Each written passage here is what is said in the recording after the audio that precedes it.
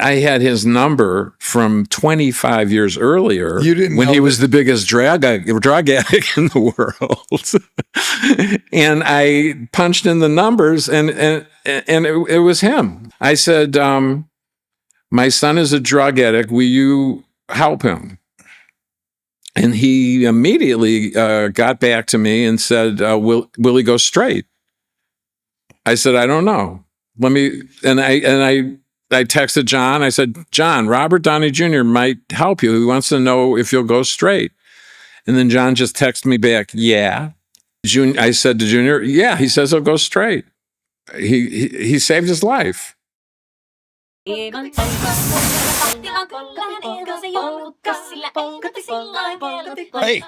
this is Tyler Ramsey, and this is Painful Lessons podcast. We own mistakes. I just love saying that. That is the attitude. We love mistakes. We love growing from mistakes. No one likes to be in pain, but if you embrace it, it's going to be great. And I have a guest today, and I'm very excited about him. His name is Steve Zacharias. Steve, I'm gonna give you I'm gonna explain a little bio. Okay. You are the father of someone that I respect tremendously named John Zacharias, right? Jonathan Zacharias, and you also something that I think is like the greatest thing in the world is that you wrote Revenge of the Nerds. That is correct. That's what I'm known for. You're known for, which is talk about epic. My destiny in life was to create the nerd race. The nerd race. Or at least to celebrate the nerd race. I pointed it out and I got them their self-esteem again. Yeah. And got them great sex. You did. Nerds never had great sex until I was done with them. And then they did. And now they really do. Yeah. Now they really do. Nerds are having a... There was no reason why nerds couldn't have great sex. Right? No. Especially... I saw a CBS show where there were 3 beautiful blonde girls and they were all would rather be with a nerd than a jock. What was that CBS show? The morning show, like their morning news show. So I want to finish your bio. You wrote Revenge of the Nerds, and did you write each one of them? 1, 2, 3, 4? No, I didn't. I had nothing to do with 2. I was fired because of 2 because my partner gossiped about the producer's sex life. Okay, your partner. What a silly mistake to make. Yes, it was. And then you wrote and directed Revenge of the Nerds 4. Correct, and produced and wrote 3 also. Okay. And you are an Emmy-winning producer. No, Emmy-winning I had writer. An Emmy-winning story on All in the Family, where Edith is going through menopause. I was in Palm Springs with my mother, and she had her little menopause, fan, and she's fanning herself. I said, Mom, can I take that into All in the Family? She said, sure. Okay. And so I brought it into All in the Family, and I showed it to the guy. I said, that's great. Can I show it to Norman Lear? Yeah. I said, sure. So half hour later, the phone rings.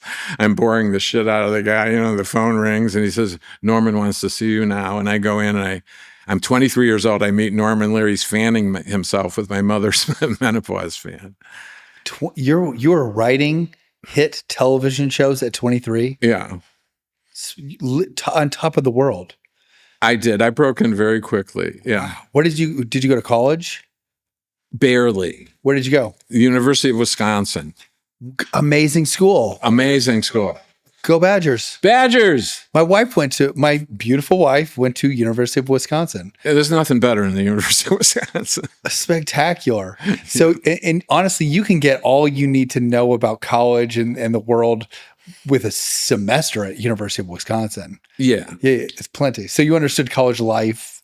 Because Revenge of the Nerds is about college life. Yeah, it was my fraternity in Madison. Yeah. Amazing. So when I was a freshman, the Bob Pinsky was my neighbor in the dorm. Yeah. And he didn't get into any of the fraternities, and he formed his own fraternity, and they would lose to Alpha Beta 80-0 in football, and then they'd have horrible parties, and they had a ball, So cool. So it legitimately is based on your fraternity life. Correct. And what you just said Alpha Beta. What was your fraternity? My fraternity was Pi Lambda. We called them Tri Lam in the movie. Well, okay, but it was Pi Lambda. Yeah. Are they aware of that? Are they still at University of Wisconsin? I think they still are, but during the late 60s, fraternities kind of disappeared. They did. Yeah. But they're back big time. Oh, they're back huge. In the South, they're huge. I was in a fraternity. Yeah. I was in a fraternity called ATO at Southern Methodist University. And when I graduated, we got kicked off campus and they're gone. Yeah. And we got kicked off campus for doing everything wrong. Right. And we were on double secret. Well, that was Animal House. Yeah. Super double, whatever it was, and you got thrown off campus. Double secret probation. There were rumors that Animal House was based on certain elements of fraternity life at SMU, but I think that I think it was all school. I mean, our fraternity was just like Animal House. It was? Yeah. I mean, it was just like it. I think they all were. I think a lot of them were. I believe Jim Hart, I think is, anyway, I don't mean to digress. Back to you. You were 23 in Hollywood, like living the dream. Yeah. And you were a television. I drove out. Yeah. I just drove right from college. What kind of car? I don't remember. I had a lot. I had good stuff. You did? Yeah. Okay. Really good stuff. Yeah. I was born with a silver spoon in my mouth. Well, okay. So who bought the silver spoon? What was the deal with the silver spoon? My daddy. And so my daddy, who was a social alcoholic, okay, he was sensational. He would call in on the police radio when he was coming home from work, Yeah. And as a joke, I would fill his scotch glass up to like this, and he'd come in and drink the whole thing, go to sleep, and get up at 5:30 the next day, go to work like nothing happened, and oh wow, did that for 50 years and made a fortune, and What did he make a fortune doing? He did electroplating, but he was most famous for the Dove Bar ice cream bar. He distributed the Dove Bar. Dove Bar. Yes. Wow. He borrowed $3 million and built a factory, and which was a lot of money then. Yeah. And he didn't have a distribution deal. And then he went to New York City, and he released the Dove of Peace at the United Nations, and it was in People magazine showing him doing that, and they were selling 75,000 Dove bars a day. There was Dove shit all over Central Park. What? They sold like crazy. They just sold like crazy. No, they were so marketed so well. Yeah, as just being the ultimate treat. Yeah, just the most luxurious treat you could possibly have. Absolutely. Dove bars. So the factory. Oh, okay. So because it was frozen, I mean, it must have. I guess 3 million. I mean, that's like $1 billion now. It's a lot. Yeah. It's a lot. I don't think it's $1 billion. But who did he borrow it from? Like the bank? Yeah. Wow. Yeah. Because he had lots of stuff. He was an entrepreneur. So he had 3 bowling alleys. Okay. He owned hospitals. Wow. He owned all kinds of stuff. And he was like, I've worked really hard. Go move to Hollywood and do whatever you want. Do whatever you want. Spectacular. Yeah. Oh my God. My parents, when I said that I was going to move to Hollywood and at one time I was convinced I wanted to be a writer. That's what I wanted to do. You're kidding me. Yeah. Well, I'll get you writing. Yeah. I love writing. I'm a writing coach. I'm a free writing coach. That's what I do. Yeah. Okay. Yeah. I wrote a script actually that was optioned. My roommate and I wrote a script and it was optioned, and they didn't make it, and it broke my heart. It was just, and we told everyone that we're going to make a movie, and then when it didn't happen, it's not like they ever at any point said it's not happening. It just slowly over the course of years didn't happen, and everyone, I just got the sense thought that I was full of shit about this movie that I thought you said you were shooting in July. I go through that all the time. Being a writer is total rejection. It's the most rejection you can have. It's just total. Harry Potter, 42 publishers passed on Harry Potter. Wow, I didn't know that. Yeah, and his daughters saw it and said it was great, and he made $1 billion with it. Yeah. No, Harry Potter. No, I'm saying Forrest Gump was the same story. Horace. 10 years. Oh, really? Wow.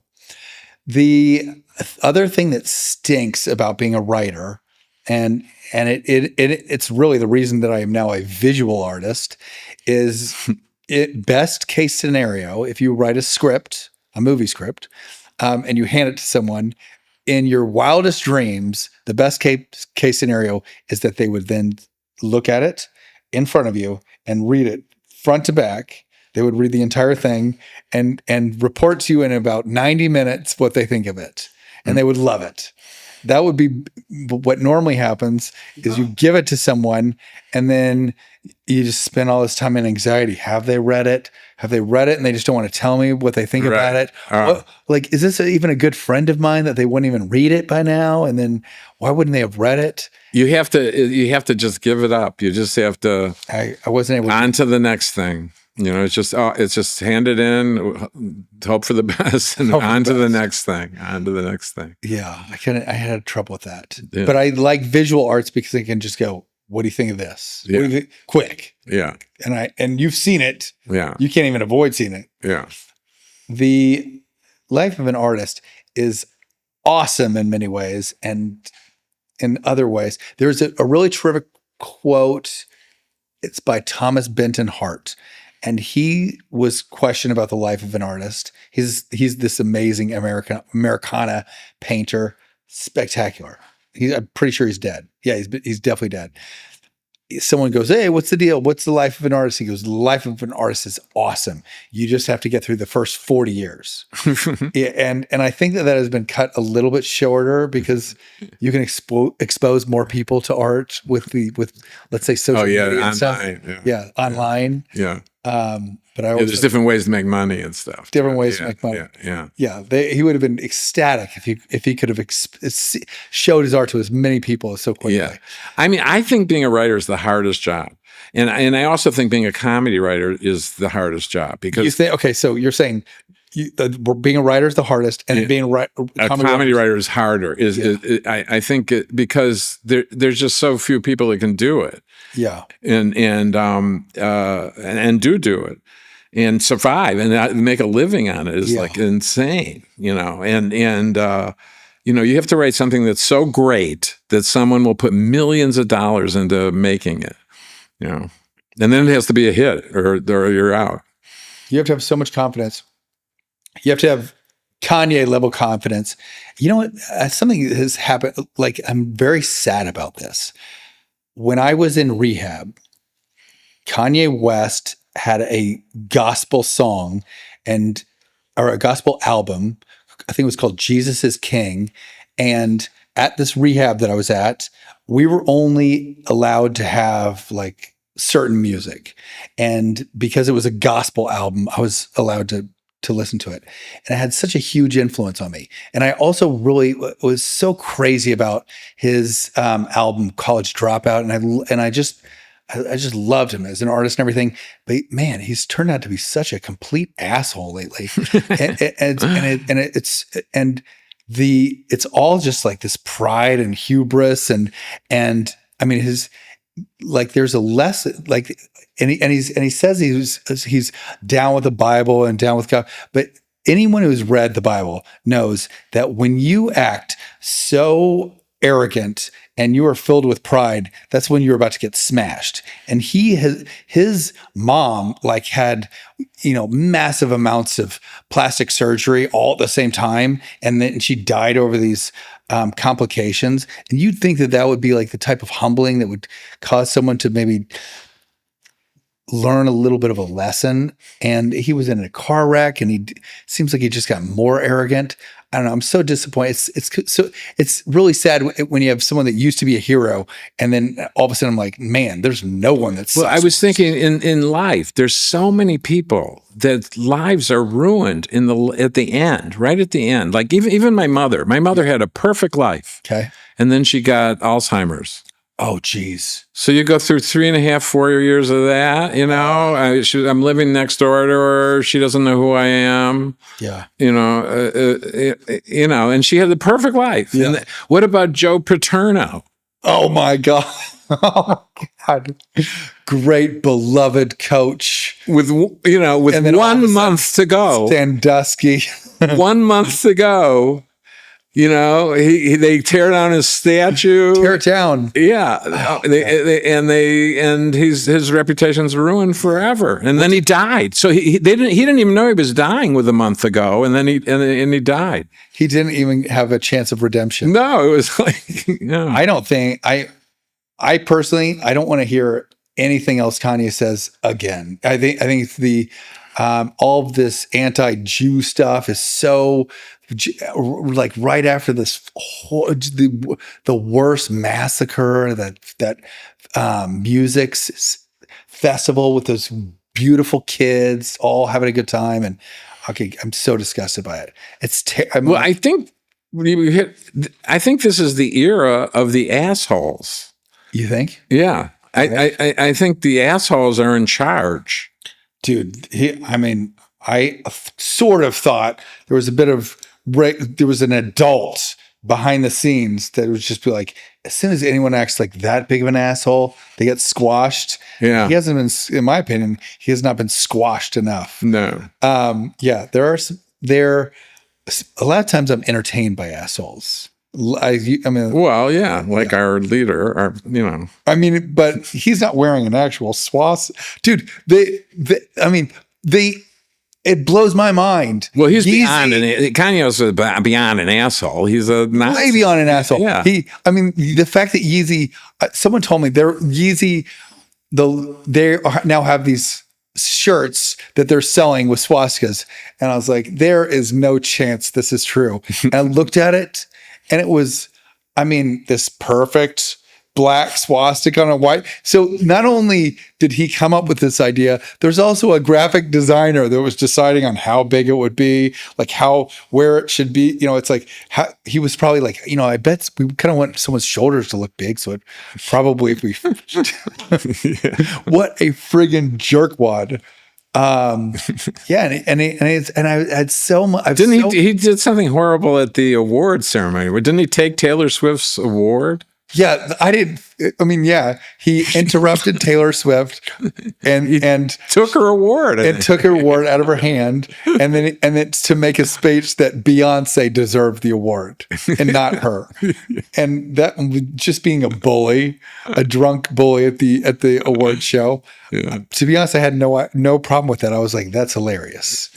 It's only when he started going after the Jews and with all of the, I'm not even Jewish, but I'll tell you what, I talked to someone who told me this the other day, and it's a well-known thing, what is the phrase?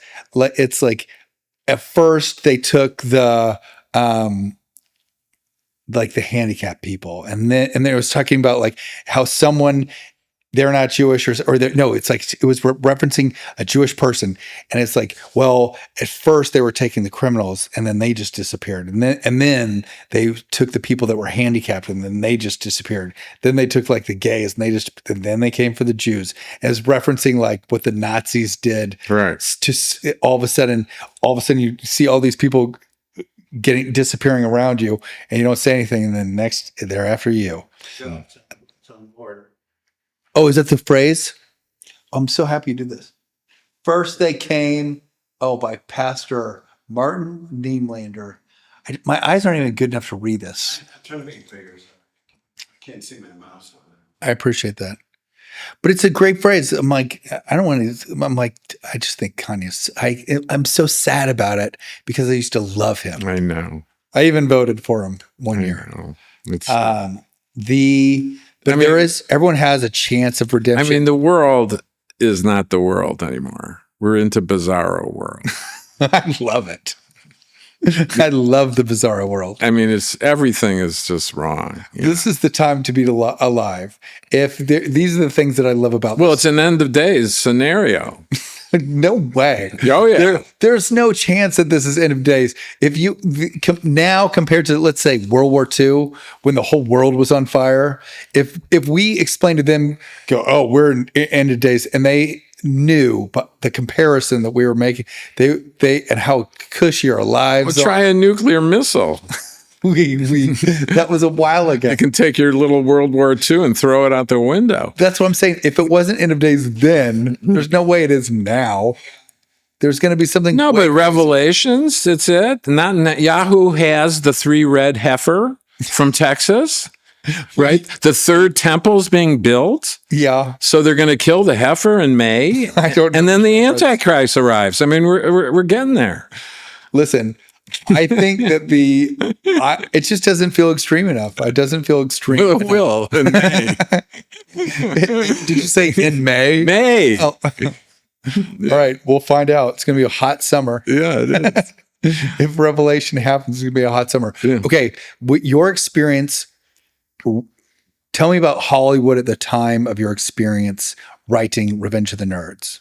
Hollywood was so much fun then. It was the end of fun Hollywood, you know, and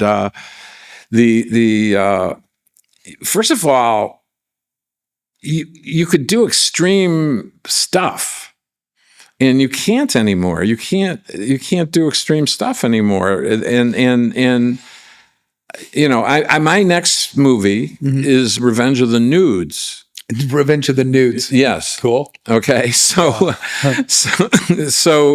my legacy hopefully will be Revenge of the Nerds and Revenge of the Nudes. Okay. And so, can you show nudity now?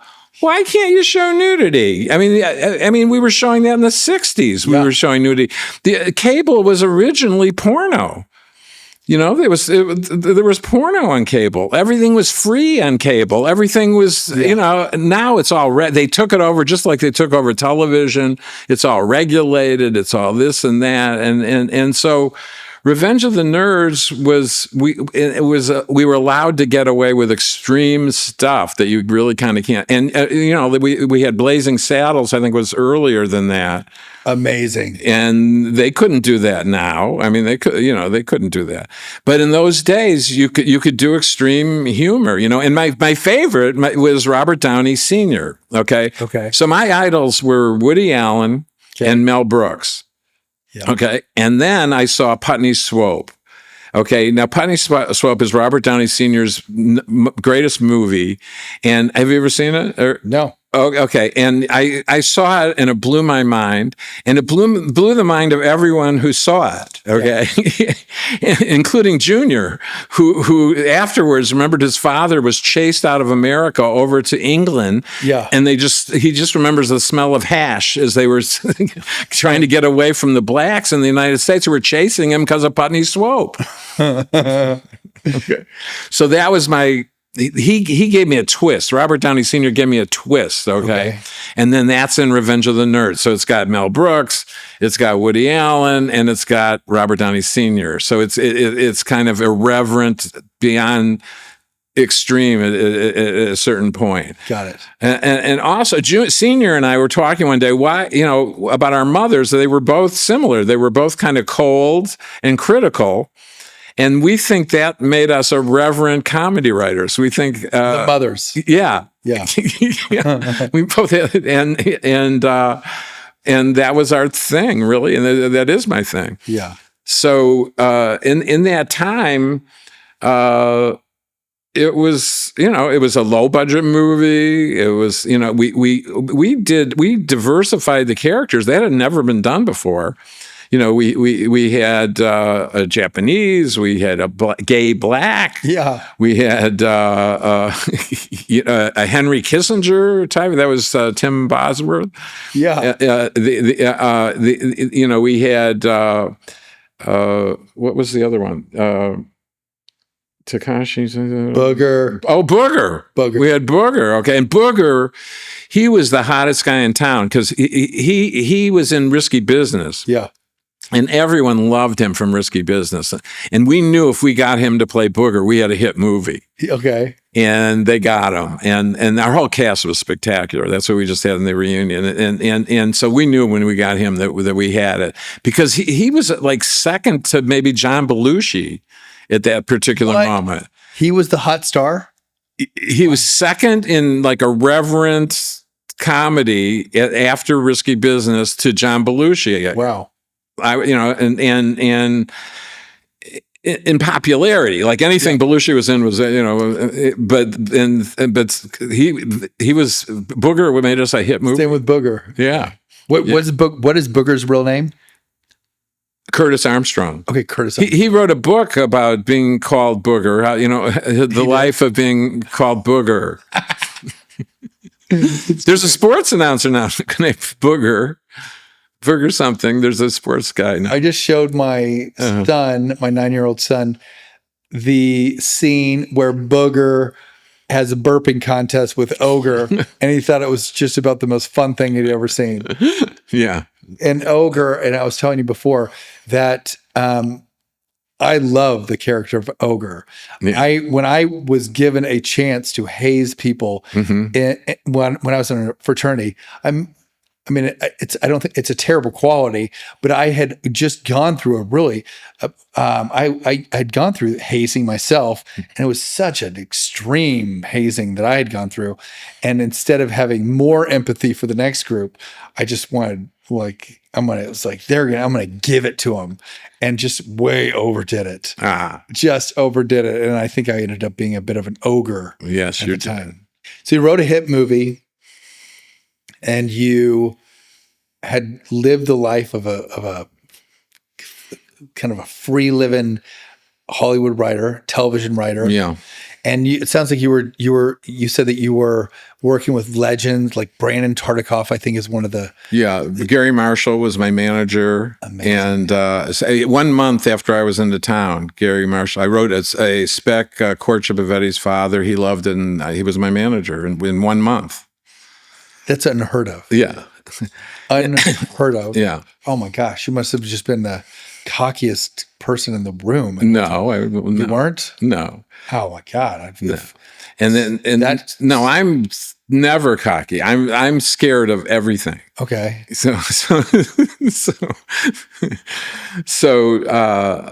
it took me a year to sell a script after that, even with him as my manager. All right. And my goal was Partridge Family. And I did a Bobby Sherman show. Okay. And the executive producer, and I guess this is kind of the story of my life, which we're going to get into with Junior, but I didn't know it, but he was the executive producer of the Partridge Family. And he liked my episode, and he asked me if I'd write a Partridge Family. So I was writing a Partridge Family about 1.5 years after I got to town. And I partnered up with a guy named Michael Leeson, who was an amazing writer. He wrote War of Roses and War of Roses with Danny DeVito and Oh no way, that was a great movie. Yeah, he was amazing. Of course, he did, but I couldn't work with him because I wanted to write campy. I had to write campy. Okay, so Revenge of the Nerds was campy, and the thing I wrote before Revenge of the Nerds was a Buck Henry pilot called Quark, which was about a garbage ship in outer space. Okay. And I spoofed Star Trek episodes on a garbage ship. And that was my life dream. And I accomplished that, in a couple of years. And then, I feel like you could be so wacky then. Right. Like they just loved wacky. Right. Yeah. That's what I like. Is utterly ridiculous wacky. Yeah. I'm a bit of a screwball. So we know each other because I know your son, and I think that this podcast is about. It's not only about substance recovery, but I love talking about substance recovery because I'm so passionate about it. And I really like recovery of any kind, but I like that you have a perspective of a father who didn't know what to do because your son was going through an addiction. John, my friend, your son, John, he's not shy about telling people what he's gone through. And I know him as sort of a hero in recovery. I saw him help some. Just the other day, he helped get someone into rehab, and he's a real champion in that world. Yeah, he's become he's amazing. A great leader. He's a great leader. And, I have so much respect for him. So I don't mind. I think at one point we'll kind of, as a father, you see your son going through something difficult. What do you do? Like, what does a parent do? I think that's the question. Well, first of all, I have to say that I was crazy, drunk, wild, I mean, I'm from the 60s. Okay. Yeah. So, we made you guys look stupid. Yeah. And Wimps. Yeah. Yeah. So I didn't really recognize that he was in trouble. Okay. I remember when middle school, I was out with other parents and I said, "Excuse me, but these kids are going to start smoking marijuana in about a month. Okay. Yeah. What are we going to do?" Because we all smoke marijuana. we all And you were saying that in middle school. Yeah. Yeah. Okay. And that's what happened, right? He started smoking in middle school, and drinking, and they all got high and everything like that. And no one gets higher than California. His buddy in California was sending him Oxycontin, because they were doing that at bar mitzvahs. Yeah. And so he almost got to that, and then he got arrested for. They searched his car and found rosin in a bag, so he got in trouble. And then I had to go to court with him. We had to figure this out and everything like that. But it wasn't really serious like being a drug addict. You know what I mean? It was just we all were doing that. We could have gotten caught. And then he went to college. Yeah. And Wisconsin, he went to Wisconsin. He did. Yeah, he went to Wisconsin. I didn't know that. And so he is the only person in the history of the University of Wisconsin to go to rehab. What? He went to rehab in Madison. What do you mean? Okay. So he was so screwed up that he went to rehab in Madison. And how is he the only person that is well, I'm making that up. being silly? Oh my gosh, I'm so dense that I didn't pick that up.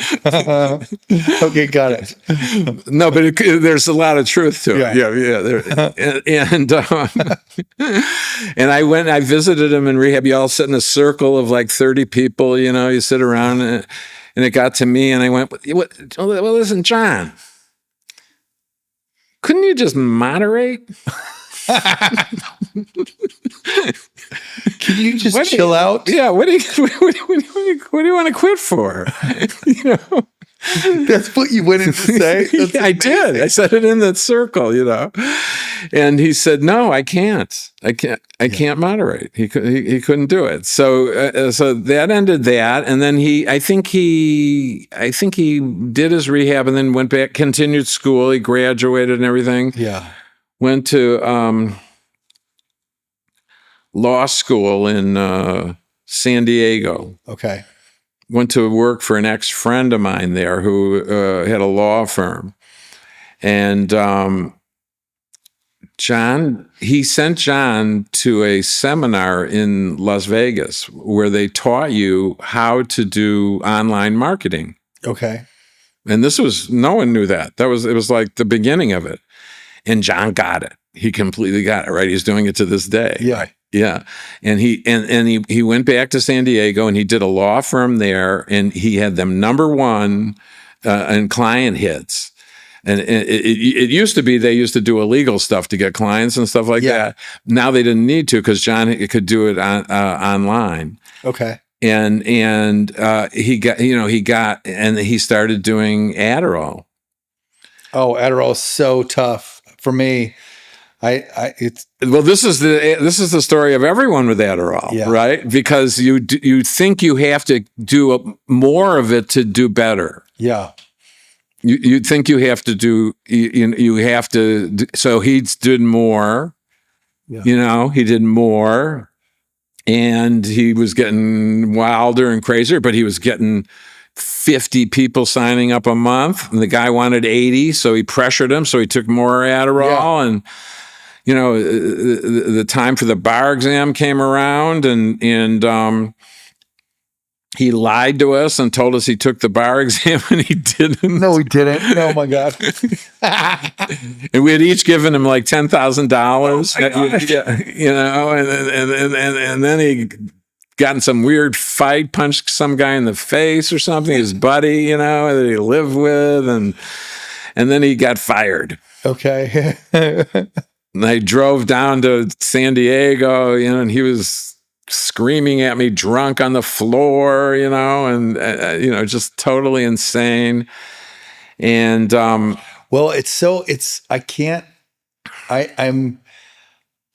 it's beyond me to think how the son that I love so much and such a perfect kid it's possible for anyone to turn into then an insane maniac. Right. And too much drugs can do it. I mean, it must be terrifying. Well, it is, but I still wasn't sure. You know what I mean? I still wasn't sure. So it was like, all my friends were behaving like that also. Yeah. Yeah. So it was like, boy, I picked him up and he was living in Detroit. So I went to visit him. Yeah. And I pull up and he's standing outside in a robe with scratch marks on his face, And what happened, John? Oh, nothing. A cat scratched me. I said, oh, okay. He took me right to an Adderall doctor, Dr. Bunny. Okay, Dr. Bunny was from South Korea. Dr. Bunny had a silver streak in his hair, Okay. And he gave me a physical, gave me an EKG. Okay. And he thinks he noted a little problem there, so he would only give me 60 Adderall. Why was he even? So I got my 60 Adderall from Dr. Bunny, gave it to John. went off on my trip, What? Then I get it's New Year's and I'm in Connecticut and I got out of a movie and he's been hit over the head by his girlfriend's father and brother he's in the hospital and I drive to Michigan that night. Yeah. And he's in the 5-star hotel in the morning and wanting me to give him steak and we go to a steakhout, and so I'm starting to get suspicious. Okay. So then he borrows $55,000 on my personal signature. Oh, God. Okay. But I shouldn't worry about it because he owns a house with his girlfriend in Michigan. And when they get the mortgage going, he'll pay me back my 55 and then everything will be fine. Yeah. Well, he was lying about that. Oh, God. Okay. So now we do that. Now we go back to LA. And he has me lease 2 cars, not one, but 2 cars. Yeah. Okay. One for his girlfriend. Okay. And I say to the guy, listen, I'll sign for it, but I'm not paying for it. Okay. He's not going to pay you. I'm telling you that right now. I'm not paying for you either. I'll sign for it. Yeah. Okay. But you have to have a contract with him that makes him pay for it because I'm not paying for it. Yeah. And he won't either. He said, okay. So we buy the cars and he leases out his car to his drug dealer for 160 Adderall. Oh, God. Okay. So the guy immediately goes to Ventura Boulevard. Okay. In midday and robs another drug dealer of $97,000 on the street midday. Okay, so the other guy is disappointed. And he pulls out a gun and starts shooting. And John's drug dealer runs, and the guy chases him, smashing my car that John has lied to me about having insurance on. That's when I realized. That's when I realized I have a problem. I have a problem. There's a problem here. You know what? I know that how he's so charismatic and so smart that when you have a problem, and when you have a problem, like you're an alcoholic, you can take it much further, because if you have the charisma and the intelligence to get away with certain things, you end up getting in more trouble because you can get away with it. Next thing you know, you're in worse trouble. Right. Yes. And he's selling purses online, and he's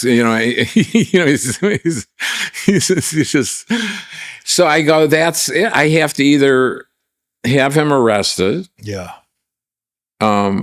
Because he's also breaking into his mother's apartment at 1 a.m, kicking the door open. Okay. Taking paintings off the wall. And fencing them. Oh God. Yeah. Okay. Spectacular. That old story. Yeah, that old story. Taking paintings. So I either have to have him arrested, or he's going to go to jail, or he's going to die. And he's real close to all of them. Yeah. He also didn't. We had $3,000 in parking tickets, because outside his condo each night there's no overnight parking, but he did. Got it. And they just racked up and probably doubled in fines. Yeah. And the car's in my name. Dude, I feel I can just see him going through all this with the charisma of like Fletch. Like, I'm thinking of the character Fletch. Yeah. Just like everything rolls off him, and it does until it doesn't. Right. Yeah. Okay. And so this was the last straw, that car, the totaling the car. Got it. So I go, I don't know what the hell to do. I really don't know what the hell to do. Now, my best friend in life is Robert Downey Jr., who was also my idol. I loved Woody Allen, I loved Mel Brooks, and then I loved Robert Downey Sr. Wow. And when I came to LA, I met him. I went to a film festival. I befriended him, and we were best friends until, I was with him the night before he left the planet. You were? Yeah. Wow. Yeah, so was my daughter. We were both there the night before Senior died. I feel that I was I watched that documentary. Yeah. We were in that room. It was in the same room. You were? Yeah. That was an amazing documentary. It was fabulous. My father was passing away, and I was watching it. It's actually my stepfather, and I was watching it, and it was so helpful. I mean, it felt like exactly what I wanted to see at the time. That was an amazing, incredible documentary. I loved it too, because I felt like I was with him. It was like I was hanging out with him. And I think anyone who has a father or a parent that's close to passing away should watch that. I think it's so beautiful. So Robert Downey Sr. and I, every day we went to the racetrack. Okay. At noon. Okay. And our favorite thing about LA was the valet parking at the racetrack. For $7, you could get someone to park your car and bring it back at the end of the day. That was your favorite thing.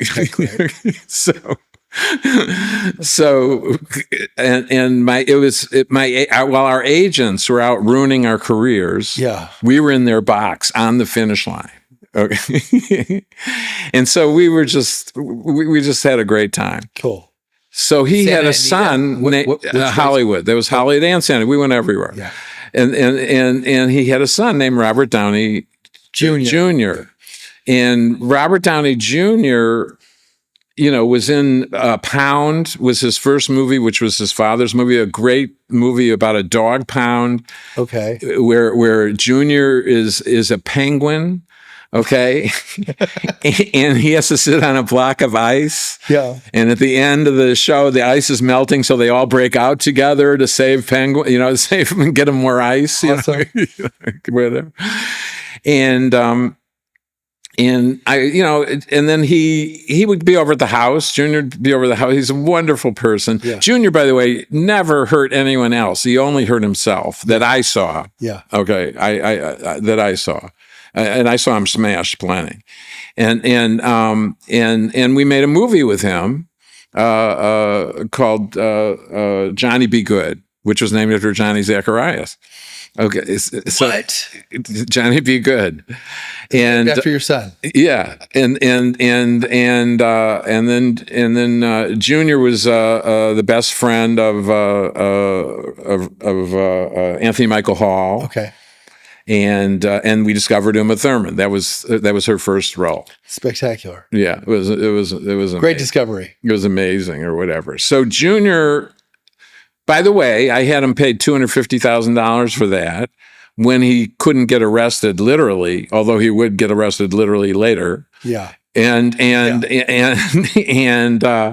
you know, and he was on his last legs. I mean, he was really on his last legs. And his dad and I thought he was going to die. And we were at the racetrack one day, and on the radio, they said Robert Downey Jr. was just arrested because he fell asleep in his neighbor's guest room. And we were both thrilled. We were just thrilled. We thought that'll save his life, and it did.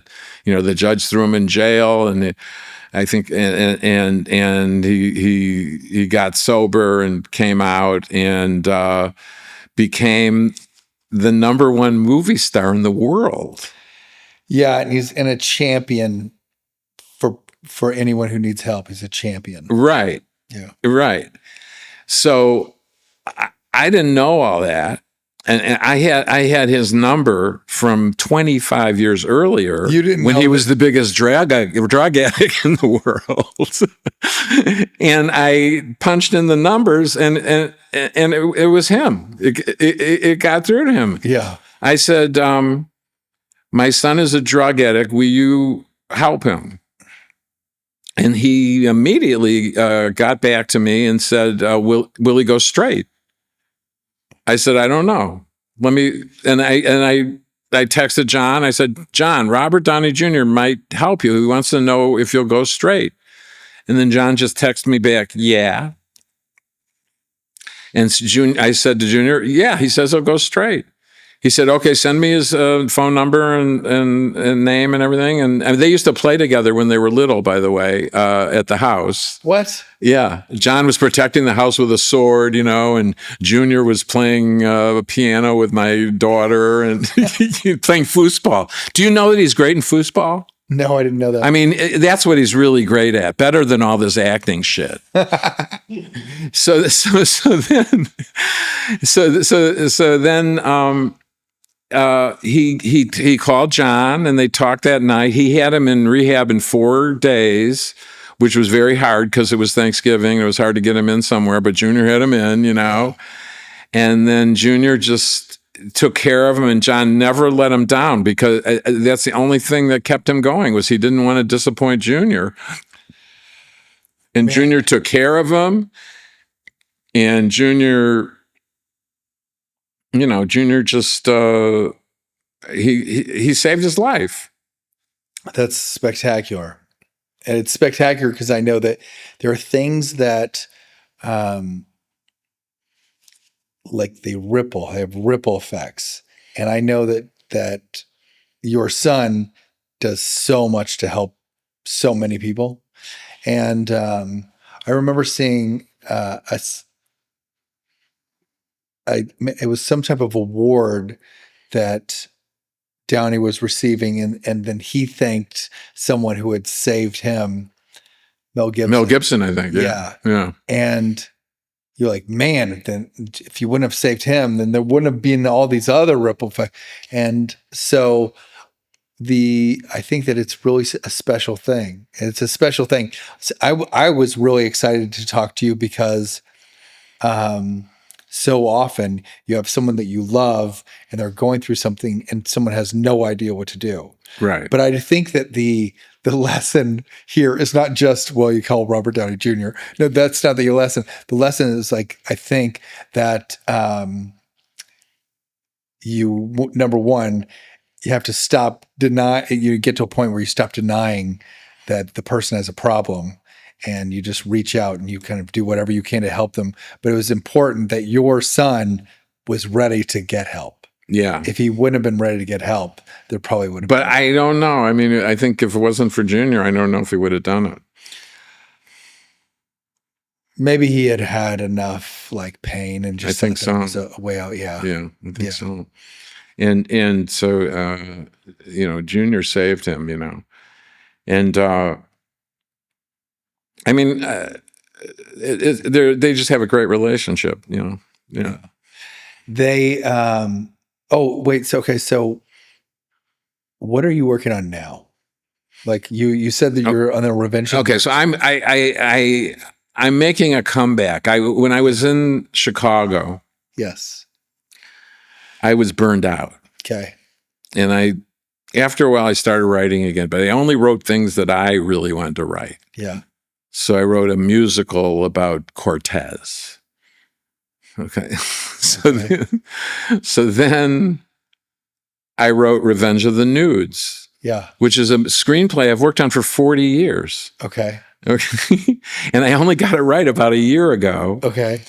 Because I realized it's a musical. So it's like Barbie. Barbie is utterly ridiculous humor with funny musical numbers. Well, that's what Revenge of the Nudes is going to be. And then I started writing novels. Wow. And then I wrote my fourth novel was my memoir. And it's a boomer's guide to bad sex. And it's called The Poster Boy for Erectile Dysfunction, which is what I want to be.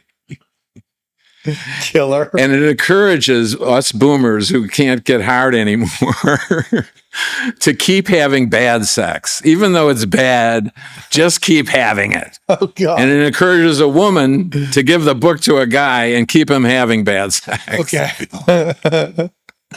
Spectacular book. So when I realized I'd written my entire opus, I realized, and so I returned to Hollywood to complete my opus, and so and so that's what I'm here to do now. And I have a director that wants to make Revenge of the Nudes. Amazing. And I hope we'll shoot that next fall, and that'll be the highlight of my life. Sure. And I have so many other projects. I have all kinds of things I'm very excited about. But I really got into these podcasts. Yeah.